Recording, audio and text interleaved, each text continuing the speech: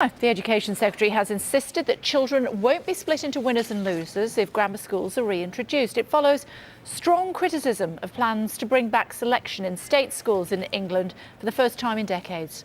So, how do grammar schools work? Well, they are selective secondary schools, choosing their pupils through an exam known as the 11+. There's been a ban on any new grammar schools opening in England since 1998, brought in by the then Labour government. Currently, there are 163 such grammars in England and a further 69 in Northern Ireland. There are no grammar schools in Scotland or Wales, although some former grammars still retain the name.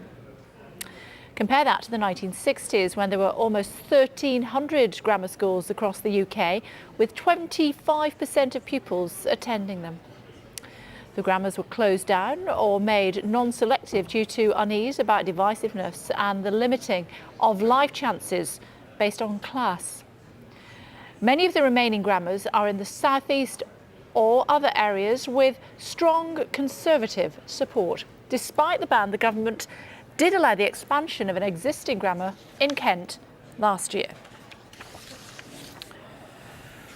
Let's discuss this with Graham Brady, the chair of the Conservative 1922 Committee, and Francis Gilbert, lecturer in education. Thank you both for joining us here on Sky News this afternoon. Mr. Brady, to you, first of all, they are selective and therefore divisive. Well, I don't believe that has to be true. And crucially, in some parts of the country, like mine in Trafford, in Greater Manchester, we kept the grammar schools, which were very good, and instead of closing those good schools, we improved the quality of the secondary moderns. So we now have probably the best performing state education system in the country. All of the high schools in my constituency are outstanding schools. They're often getting better results than all ability comprehensive schools in more affluent areas nearby. So I don't think you're being divisive. I don't think you're consigning people to failure. I think you're providing an additional choice and a type of schooling which has been proven to work. So, Mr. Gilbert, by having grammar schools, they lift up the standard of all schools in the area?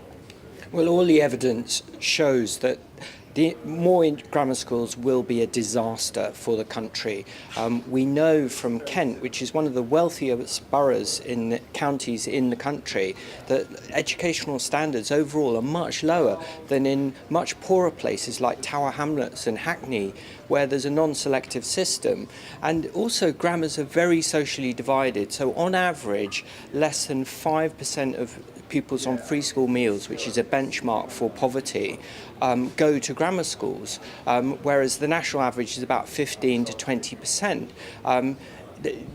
They incur incalculable psychological damage upon the people who fail these exams. You only have to talk to people from the 50s and 60s, you know, that someone like John Prescott, former Deputy Prime Minister, is still bitter about not getting in to grammar school, failing it. They feel like they're marked for life on that. So I just think that overall it will be very divisive and cause massive social division. We know in areas like Reading that grammar schools in areas are often in poorer areas and have children bust into them, rich children bust into them, causing quite a lot of social strife in the local area because the local people don't go to that school. So, Mr. Brady, rather than a rising tide lifting all boats, it's telling kids of 11 who don't pass their 11+ that they're failures for the rest of their lives.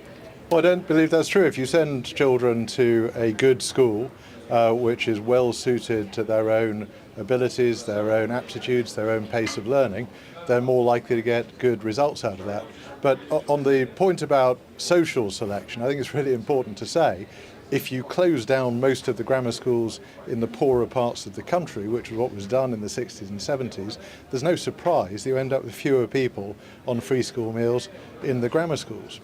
But nonetheless, everywhere that selection has remained, it is immensely popular. And for nearly 20 years now, there's been a ballot arrangement in place to allow parents to get rid of selection if they didn't want it. There's only been one attempt at a ballot, and 70% of people voted to keep the grammar school there. Everybody who has grammar schools wants to keep them. It seems absurd that we ban by law anybody else from having them, even if they want them. Mr. Gilbert, I mean, from my own personal experience, I was at that age in the 70s, but actually grammar schools were abolished the year before I would have gone, and instead they were catastrophically replaced with middle schools and upper schools. What a ridiculous notion that was. Didn't last very long. That was Shirley Williams that brought that in. Did try and talk to her today. She wasn't available. So if we don't have grammar schools, what should we replace them with?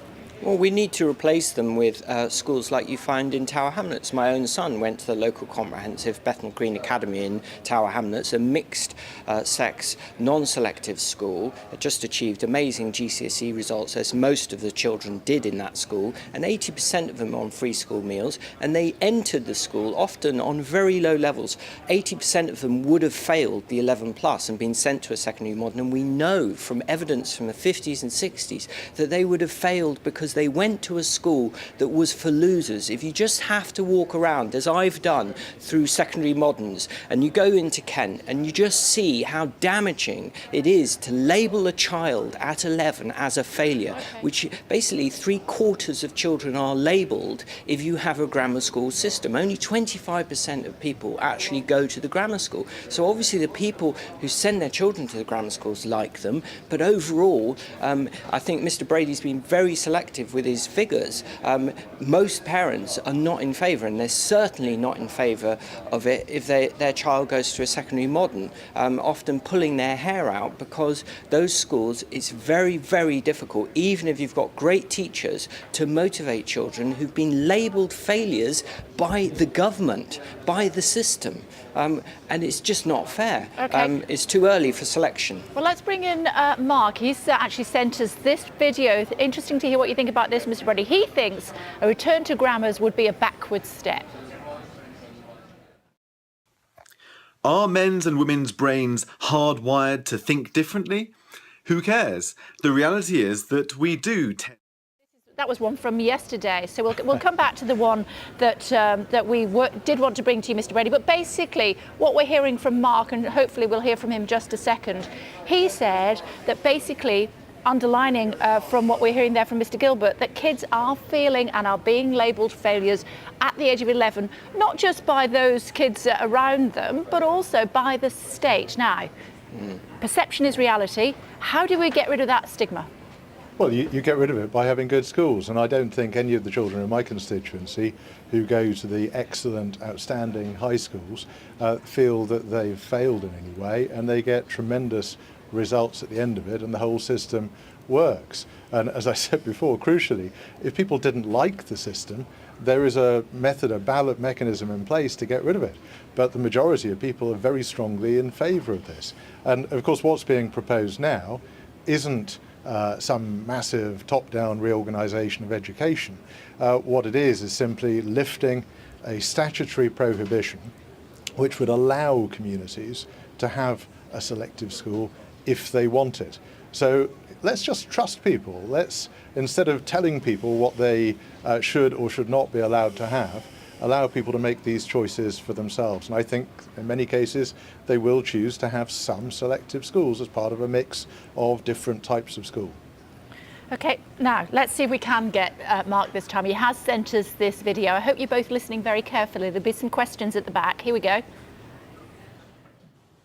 So a really regressive step from this government. One of the first things that we hear that they're looking at is new grammar schools. In terms of their education plan, it's kind of archaic. It brings back divisions, and it really is going backwards instead of forwards. Bringing back standards to put more pressure on children. It is going to worsen the situation we have now.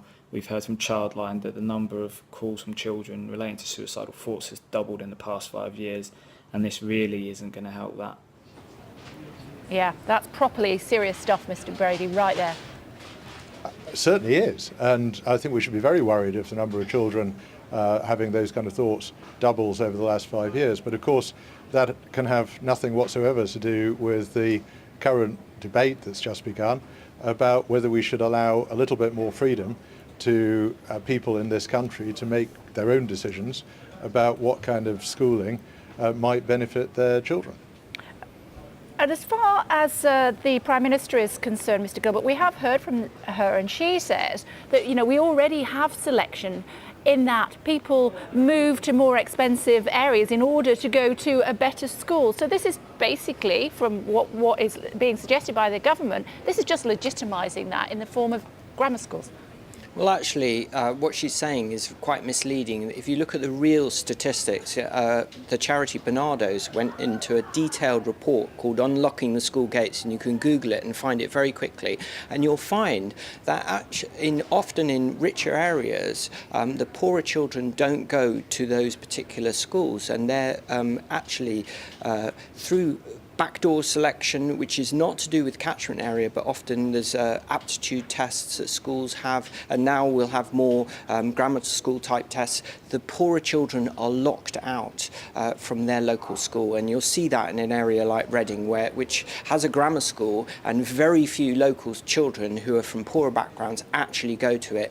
People are bussed in, they train in from nearly 50 miles away because the well-heeled, pushy parents with sharp elbows push out local children from those particular schools. So you need to, I don't think that Theresa May is well informed at all about this. And that's why, the former Education Secretary, I disagreed with him on a lot of things, but I certainly agree with Michael Gove that grammar schools was a real step backwards. And Cameron didn't allow it to happen with his government. So I don't quite understand why she's taking this step. OK, final word to you, Mr. Brady. Is this a done deal as far as grammar schools are concerned, do you think?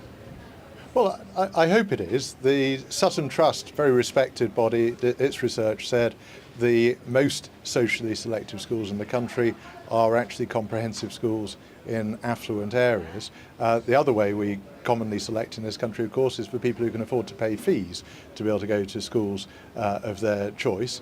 What I hope we'll do here is unlock a little bit of freedom, a bit of ability for other people who can't necessarily afford to pay fees to have a choice of the same kind of schools that other people can pay for.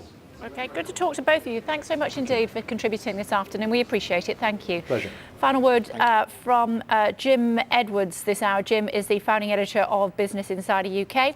He says, I passed the 11 plus and went to grammar school and can confirm the system sucks. The kids who failed were dumped in the poorer school. Keep your thoughts coming in on that, or indeed any of the stories that we are covering here on Sky News this afternoon.